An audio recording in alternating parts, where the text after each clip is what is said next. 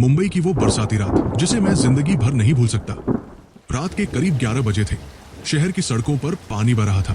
आसमान बिजली की चमक से जगमगा रहा था और हल्की हल्की बूंदें अब मूसलाधार बारिश में बदल चुकी थी। मैं अर्जुन अपनी नई पल्सर बाइक पर ऑफिस से घर लौट रहा था। थकावट चेहरे पर साफ झलक रही थी। रेनकोट पहने हुए भीगी सड़कों से बचते बचाते घर की ओर निकल पड़ा। मेरे मोबाइल स्क्रीन पर माँ का मिस्ड कॉल दिखा। घर जाकर बात करता हूँ, मैंने मन में सोचा।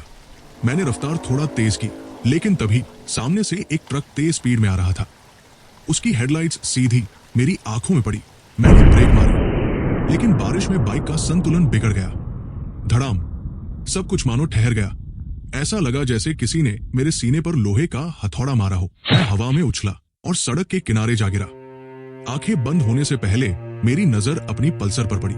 उसका आधा हिस्सा ट्रक के नीचे था और फिर सब कुछ अंधेरा हो गया। माफ कीजिए, हमने पूरी कोशिश की। ये शब्द किसी दूर के कोने से आते हुए महसूस हुए। मेरी सांसें थमी हुई थी, आंखें बंद थी, लेकिन आवाजें साफ सुनाई दे रही थी। नहीं, मेरा बेटा, मेरा अर्जुन वापस आएगा। ये मेरी माँ की चीख थी। डॉक्टर ने मेरा नब्ज चेक किया और सिर हिला दिया। पिताजी दीवार से सिर टकरा रहे थे। मैं मर चुका था। अचानक एक अजीब एहसास हुआ। मैं खुद को अपने शरीर से ऊपर उठता हुआ महसूस कर रहा था। नीचे देखा, डॉक्टर मुझे सीपीआर दे रहे थे। माँ जमीन पर बैठी रो रही थी।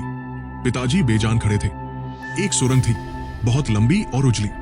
मैं उसमें तैरता जा रहा था, जैसे कोई मुझे बुला रहा हो। एक हल्की सी आवाज गूंज रही थी, अर्जुन, अर्जुन।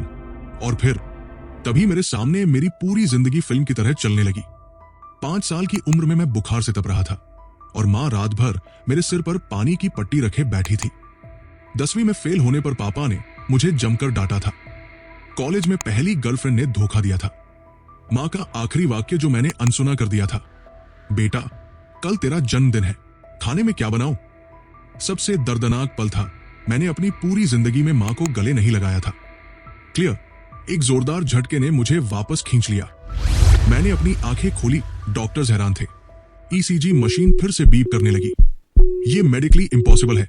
58 सेकंड तक हार्ट स्टॉप रहने के बाद मैं बोल नहीं पा रहा था, पर मेरी आंखों से आंसू बह रहे थे। मैंने धीरे से मां की ओर हाथ बढ़ाया।